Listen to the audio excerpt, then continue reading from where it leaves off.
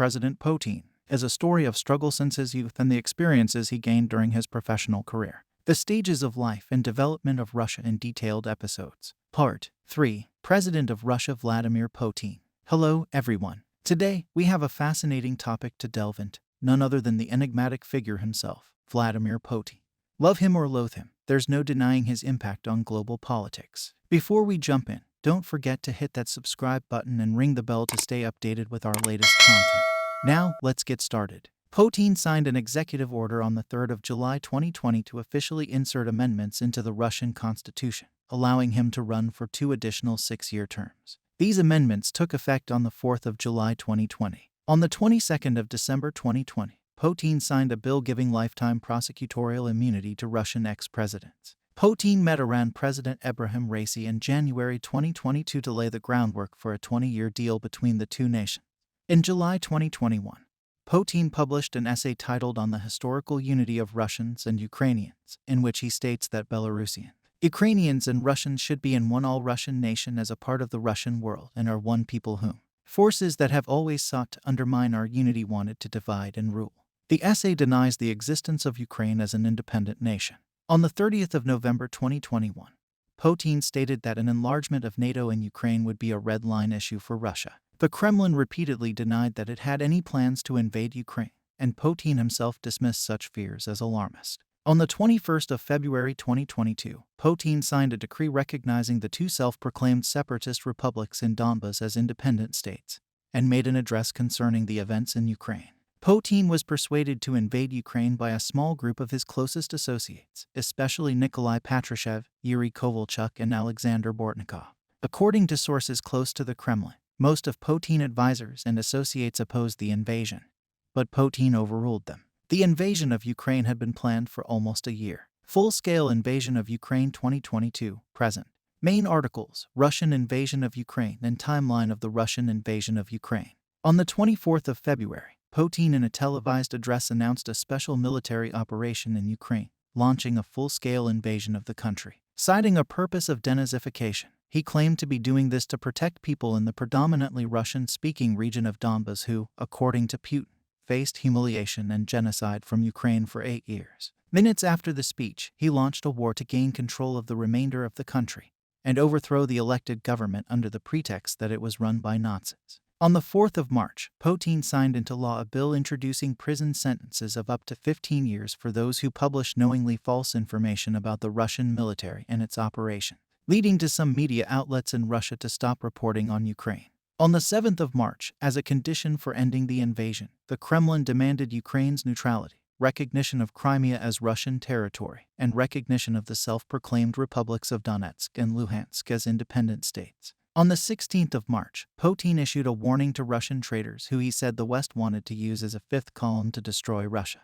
Following the invasion of Ukraine in 2022, Russia's long-term demographic crisis deepened due to emigration, lower fertility rates, and war-related casualties. As early as the 25th of March, the Office of the High Commissioner on Human Rights reported that Putin ordered a kidnapping policy, whereby Ukrainian nationals who did not cooperate with the Russian takeover of their homeland were victimized by FSB agents. On the 28th of March, Ukrainian President Volodymyr Zelensky said he was 99.9% sure that Putin thought the Ukrainians would welcome the invading forces with flowers and smiles while he opened the door to negotiations on the offer that Ukraine would henceforth be a non-aligned state. On the 21st of September, Putin announced a partial mobilization, following a successful Ukrainian counteroffensive in Kharkiv and the announcement of annexation referendums in Russian-occupied Ukraine. On the 30th of September, Putin signed decrees which annexed Donetsk, Luhansk, Zaporizhzhia, and Kherson oblasts of Ukraine into the Russian Federation.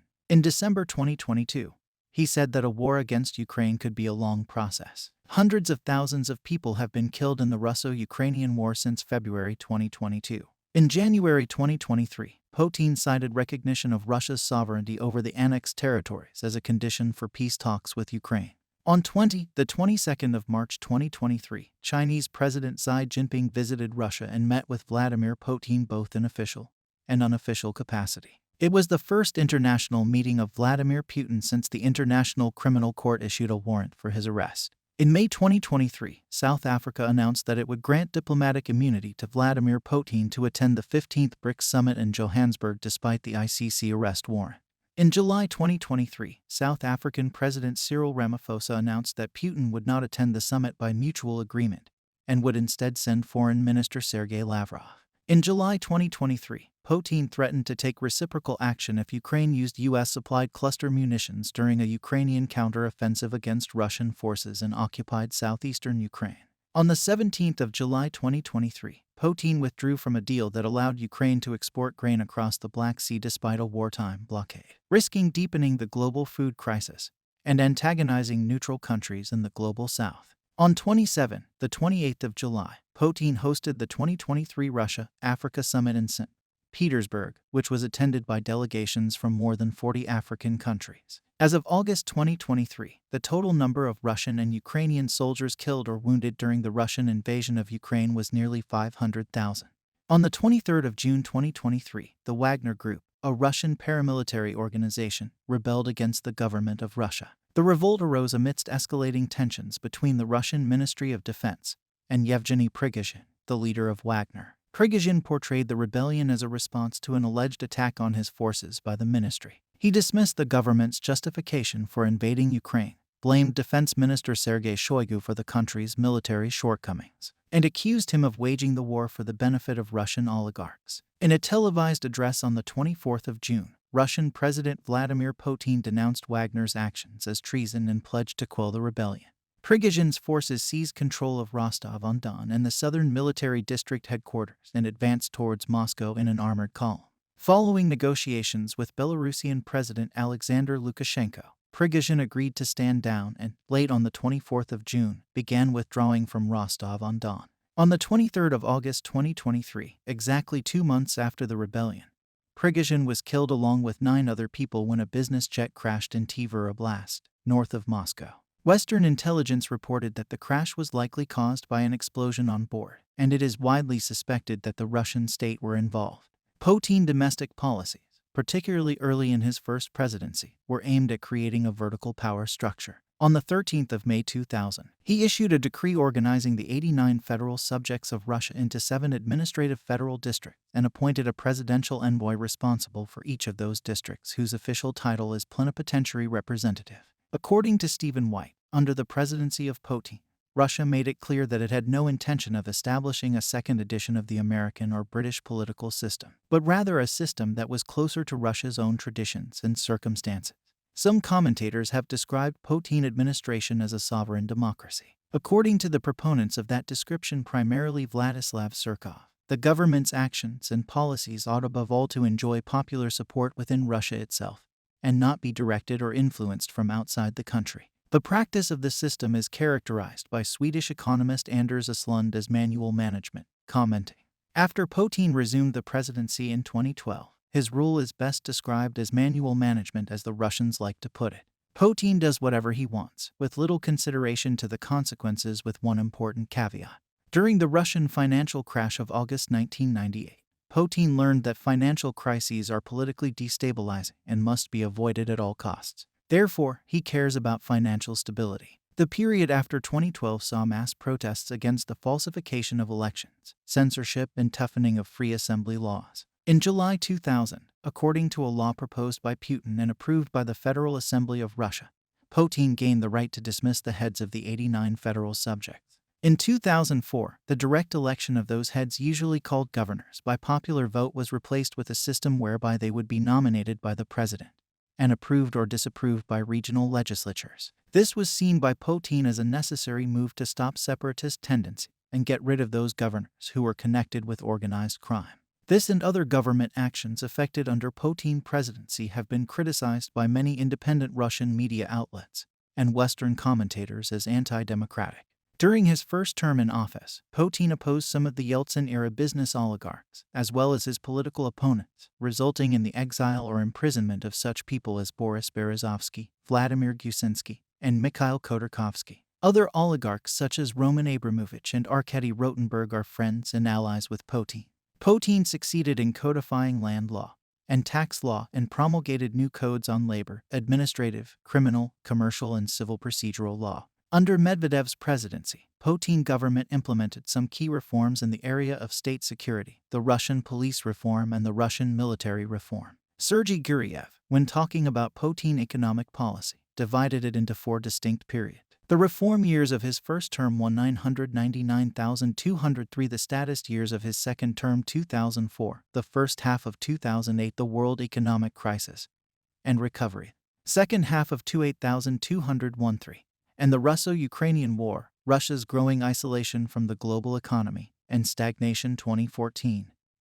Present. In 2000, Putin launched the program for the socio-economic development of the Russian Federation for the period 2010, but it was abandoned in 2008 when it was 30% complete. Fueled by the 2002 commodities boom including record-high oil price, under the Putin administration from 2000 to 2016, an increase in income in USD terms was 4.5 times. During Putin's first 8 years in office, industry grew substantially, as did production, construction, real incomes, credit, and the middle class. A fund for oil revenue allowed Russia to repay Soviet Union's debts by 2005. Russia joined the World Trade Organization in August 2012. In 2006, Putin launched an industry consolidation program to bring the main aircraft-producing companies under a single umbrella organization, the United Aircraft Corporation. In September 2020, the UAC General Director announced that the UAC will receive the largest ever post-Soviet government support package for the aircraft industry in order to pay and renegotiate the debt. In 2014, Putin signed a deal to supply China with 38 billion cubic meters of natural gas per year. Power of Siberia, which Putin has called the world's biggest construction project, was launched in 2019 and is expected to continue for 30 years at an ultimate cost to China of $400 billion. The ongoing financial crisis began in the second half of 2014 when the Russian ruble collapsed due to a decline in the price of oil and international sanctions against Russia. These events in turn led to loss of investor confidence and capital flight, though it has also been argued that the sanctions had little to no effect on Russia's economy. In 2014, the Organized Crime and Corruption Reporting Project named Putin their Person of the Year for furthering corruption and organized crime. According to Medusa, Putin has since 2007 predicted on a number of occasions that Russia will become one of the world's 5 largest economies. In 2013, he said Russia was one of the 5 biggest economies in terms of gross domestic product, but still lagged behind other countries on indicators such as labor productivity. In 2004, Putin signed the Kyoto Protocol treaty designed to reduce greenhouse gas emissions. However, Russia did not face mandatory cuts, because the Kyoto Protocol limits emissions to a percentage increase or decrease from 1990 levels, and Russia's greenhouse gas emissions fell well below the 1990 baseline due to a drop in economic output after the breakup of the Soviet Union. Putin regularly attends the most important services of the Russian Orthodox Church on the main holy days, and has established a good relationship with patriarchs of the Russian Church, the late Alexei II of Moscow and the current Kirill of Moscow. As president, Putin took an active personal part in promoting the act of canonical communion with the Moscow Patriarch, signed the 17th of May 2007, which restored relations between the Moscow-based Russian Orthodox Church and the Russian Orthodox Church outside Russia after the 80-year schism. Under Putin, the Hasidic Federation of Jewish Communities of Russia became increasingly influential within the Jewish community, partly due to the influence of federations supporting businessmen mediated through their alliances with Putin, notably Lev Leviev and Roman Abramovich. According to the Jewish Telegraphic Agency, Putin is popular amongst the Russian Jewish community, who see him as a force for stability. Russia's chief rabbi, Beryl Lazar, said Putin paid great attention to the needs of our community and related to us with a deep respect. In 2016, Ronald S. Lauder, the president of the World Jewish Congress, also praised Putin for making Russia a country where Jews are welcome. Human rights organizations and religious freedom advocates have criticized the state of religious freedom in Russia. In 2016, Putin oversaw the passage of legislation that prohibited missionary activity in Russia. Nonviolent religious minority groups have been repressed under anti-extremism laws, especially Jehovah's Witnesses. One of the 2020 amendments to the Constitution of Russia has a constitutional reference to God. The resumption of long-distance flights of Russia's strategic bombers was followed by the announcement by Russian Defense Minister Anatoly Serdyukov during his meeting with Putin on the 5th of December 2007 that 11 ships, including the aircraft carrier Kuznetsov, would take part in the first major Navy sortie into the Mediterranean since Soviet times. While from the early 2010s Russia started placing more money into its military and defense industry. It was only in 2008 that full-scale Russian military reform began, aiming to modernize the Russian armed forces and make them significantly more effective. The reform was largely carried out by Defense Minister Serdukov during Medvedev's presidency, under the supervision of both Putin, as the head of government, and Medvedev, as the commander-in-chief of the Russian armed forces. Key elements of the reform included reducing the armed forces to a strength of 1 million, reducing the number of officers, centralizing officer training from 65 military schools into 10 systemic military training centers, creating a professional NCO corps, reducing the size of the central command, introducing more civilian logistics and auxiliary staff, elimination of cadre strength formation, reorganizing the reserves, reorganizing the army into a brigade system, and reorganizing air forces into an air-based system instead of regiments. According to the Kremlin, Putin embarked on a buildup of Russia's nuclear capabilities because of U.S. President George W. Bush's unilateral decision to withdraw from the 1972 Anti-Ballistic Missile Treaty. To counter what Putin sees as the United States' goal of undermining Russia's strategic nuclear deterrent, Moscow has embarked on a program to develop new weapons capable of defeating any new American ballistic missile defense or interception system. Some analysts believe that this nuclear strategy under Putin has brought Russia into violation of the 1987 Intermediate Range Nuclear Forces Treaty. Accordingly, U.S. President Donald Trump announced the U.S. would no longer consider itself bound by the treaty's provisions, raising nuclear tensions between the two powers. This prompted Putin to state that Russia would not launch first in a nuclear conflict, but that an aggressor should know that vengeance is inevitable, that he will be annihilated, and we would be the victims of the aggression. We will go to heaven as martyrs. Putin has also sought to increase Russian territorial claims in the Arctic and its military presence there. In August 2007, Russian Expedition Arctica 2007, part of research related to the 2001 Russian territorial extension claim, planted a flag on the seabed at the North Pole. Both Russian submarines and troops deployed in the Arctic have been increasing. New York City-based and Go Human Rights Watch, in a report entitled Laws of Attrition, authored by Hugh Williamson, the British director of HRW's Europe and Central Asia Division, has claimed that since May 2012, when Putin was re-elected as president, Russia has enacted many restrictive laws, started inspections of non-governmental organizations, harassed, intimidated and imprisoned political activists, and started to restrict critics. The new laws include the Foreign Agents Law, which is widely regarded as overbroad by including Russian human rights organizations which receive some international grant funding, the Treason Law, and the Assembly Law, which penalizes many expressions of dissent. Human rights activists have criticized Russia for censoring speech of LGBT activists due to the gay propaganda law and increasing violence against LGBT+ people due to the law. In 2020, Putin signed a law on labeling individuals and organizations receiving funding from abroad as foreign agents. The law is an expansion of foreign agent legislation adopted in 2012. As of June 2020, per Memorial Human Rights Center, there are 380 political prisoners in Russia, including 63 individuals prosecuted, directly or indirectly, for political activities including Alexei Navalny, and 245 prosecuted for their involvement with one of the Muslim organizations that are banned in Russia. 78 individuals on the list, more than 20% of the total, are residents of Crimea. Putin has promoted explicitly conservative policies in social, cultural, and political matters, both at home and abroad. Putin has attacked globalism and neoliberalism, and is identified by scholars with Russian conservatism. Putin has promoted new think tanks that bring together like-minded intellectuals and writers. For example, the Izborsky Club, founded in 2012 by the conservative right-wing journalist Alexander Prokhanov, stresses Russian nationalism, the restoration of Russia's historical greatness, and systematic opposition to liberal ideas and policies. Vladislav Surkov, a senior government official, has been one of the key economics consultants during Putin's presidency. In cultural and social affairs, Putin has collaborated closely with the Russian Orthodox Church. Patriarch Kirill of Moscow, head of the church, endorsed his election in 2012, stating Putin terms were like a miracle of God. Stephen Myers reports, the church, once heavily repressed, had emerged from the Soviet collapse as one of the most respected institutions.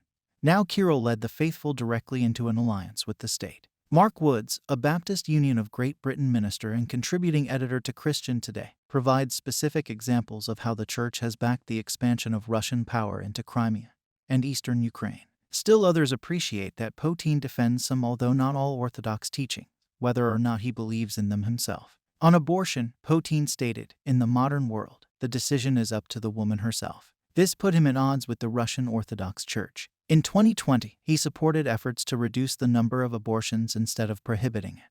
Putin supported the 2020 Russian constitutional referendum, which passed and defined marriage as a relationship between one man and one woman in the Constitution of Russia. On the 28th of November 2023, during a speech to the World Russian People's Council, Putin urged Russian women to have 7, 8, or even more children and said large families must become the norm, a way of life for all of Russia's people. In 2007, Putin led a successful effort on behalf of Sochi for the 2014 Winter Olympics and the 2014 Winter Paralympics, the first Winter Olympic Games to ever be hosted by Russia. In 2008, the city of Kazan won the bid for the 2013 Summer Universiade. On the 2nd of December 2010, Russia won the right to host the 2017 FIFA Confederations Cup and 2018 FIFA World Cup, also for the first time in Russian history. In 2013, Putin stated that gay athletes would not face any discrimination at the 2014 Sochi Winter Olympics. Generally, Putin's tenure experiences tensions with the West. Anna Borshchevskaya, in her 2022 book, summarizes Putin's main foreign policy objectives as originating in his 30th of December 1999 document, which appeared on the government's website, Russia at the Turn of the Millennium. She presents Putin as orienting himself to the plan that Russia is a country with unique values in danger of losing its unity, which is a historic Russian fear. This again points to the fundamental issue of Russia's identity issue, and how the state had manipulated these to drive anti-Western security narratives with the aim of eroding the US-led global order. Moreover, a look at Russia's distribution of forces over the years under Putin has been heavily weighted towards the South Syria, Ukraine, Middle East, another indicator of the Kremlin's threat perception. Leonid Bershitsky analyzed Putin's interview with the Financial Times and concluded, Putin is an imperialist of the old Soviet school, rather than a nationalist or a racist, and he has cooperated with and promoted people who are known to be gay. Putin spoke favorably of artificial intelligence in regards to foreign policy. Artificial intelligence is the future, not only for Russia, but for all humankind. It comes with colossal opportunities, but also threats that are difficult to predict. Whoever becomes the leader in this sphere will become the ruler of the world. I stop at this point today. Soon we will publish Part 4. Thank you for watching. I hope I added something to you. You enjoyed the last few minutes. We will meet with you soon.